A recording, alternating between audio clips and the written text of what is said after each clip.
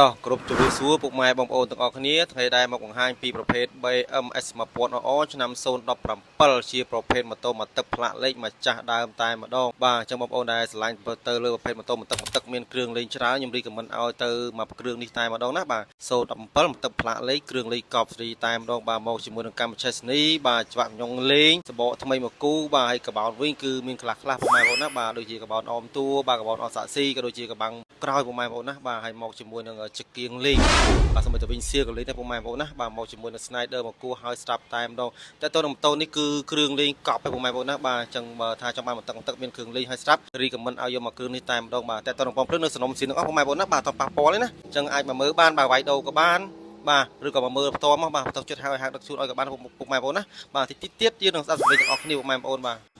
តោះអញ្ចឹងបងថែមអាចតទៅតាម Telegram ក៏បានតាមឆាតក៏បានពុកម៉ែបងប្អូនណាបាទអរគុណច្រើន